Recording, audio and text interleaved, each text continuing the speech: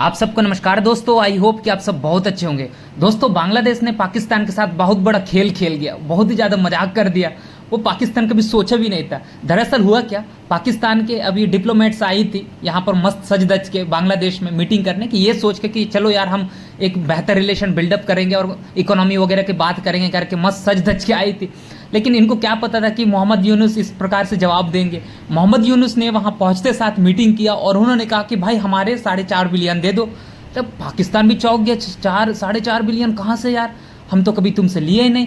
लेकिन उसके बाद मोहम्मद यूनुस ने बड़ा खेल खेलना शुरू कर दिया। उन्होंने कहा कि पुराने जो कब्र उखाड़ना शुरू कर दिया, जब इंडिपेंडेंस से पहले, इनका मतलब बांग्लादेश बनने से पहले 1971 से पहले, तब की बातों को ये बोलने लगा कि इतने सारे ये हमसे डेप्थ लिए हो, बहुत सारे उधारी है, वो सब देना गिनाना शुरू कर दिया।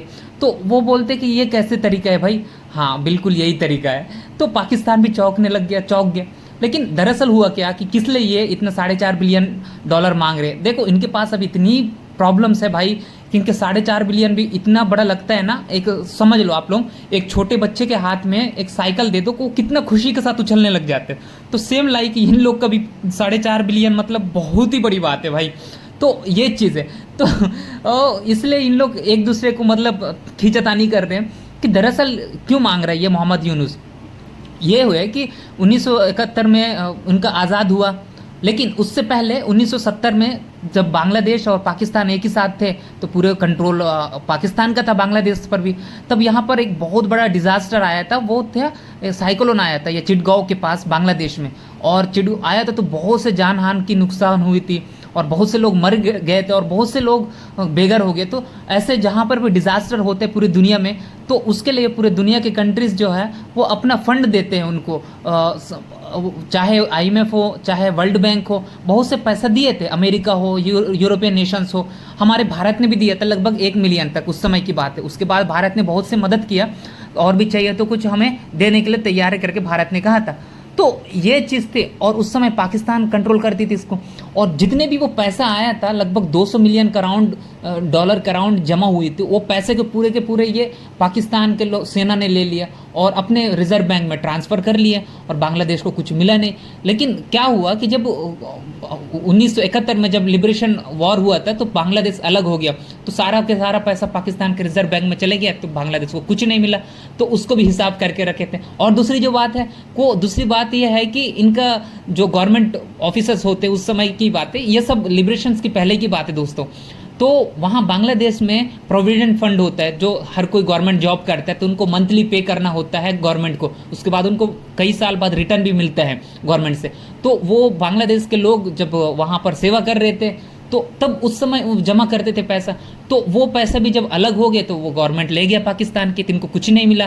तो इसको भी लेके बोल रहे भाई हमारा 90 लाख से भी ज़्यादा पैसा था उस समय गवर्नमेंट फंडिंग वाला, तो वो भी पाकिस्तान ने दिया। उसके अलावा और भी ये लोग जोड़ने लगे, हम भी डेप्थ को चुकाए। मतलब हमारे देश में जितने पहले गवर्नमेंट, मान लो उस समय सिक्योरिटी देना होता है, गवर्नमेंट देती है और लोगों से पैसा लेती है, ठीक है। तो अपना जो भी गवर्नमेंट सिक्योरिटी जारी करता है और उनसे लोगों से पैसा देती है, और कुछ सालों बाद उनको गवर्नमेंट सिक्योरिटी को वापस लेने जाती है गवर्नमेंट, और उनको दोबारा पैसा दे देते हैं। तो ऐसे ही किया था। लेकिन जब पैसा दिया था और गवर्नमेंट सिक्योरिटी लोगों से दिए थे, तो ऐसे में क्या हुआ कि पाकिस्तान अलग हो गया, और जिस क्षेत्र में बांग्लादेश आता था वो अपने क्षेत्र को तो उन लोगों को कह लिया कि कोई दिक्कत नहीं, हम बांग्लादेश की ओर से हम आप लोगों को पैसा देंगे, कोई दिक्कत नहीं। लेकिन जहां पाकिस्तान का एरिया था और पाकिस्तान तो वहां से चले गया और उसका भी नहीं चुकाया, तो बांग्लादेश को उसका भी चुकाना पड़ गया।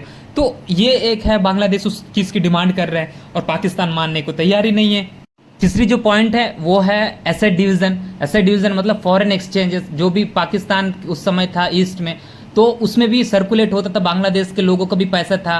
तो उस मतलब कहता है कि बांग्लादेश इसको क्लेम कर रहा है कि 870 करोड़ के अराउंड थे, और उसमें से पूरे के पूरे पाकिस्तान ले लिया, और हमें एटलीस्ट उसका आधा हिस्सा तो मिलना चाहिए, लेकिन पाकिस्तान ने नहीं दिया। ये सारे जोड़ जाड़ के कह रहा है कि 4.5 बिलियन हो गया है, आप हमें पैसा दे दो। और पाकिस्तान हक्का बक्का रह गया, भाई हम तुम्हें कहाँ से पैसा देंगे, हम खुद भिखारी जैसे भीख मांग रहे, दूसरे के यहाँ कटोरा लेके जा रहे हैं, और वो भी हमें मिलता है तो हमारे पास जो सेना है वो इसको ले जाता है, तो हम कहाँ से चुकता करें। लेकिन बांग्लादेश कह रहा है कोई दिक्कत नहीं, हमें कुछ भी करके पैसा दो, हमारा भी स्थिति बहुत ही ज़्यादा खराब है।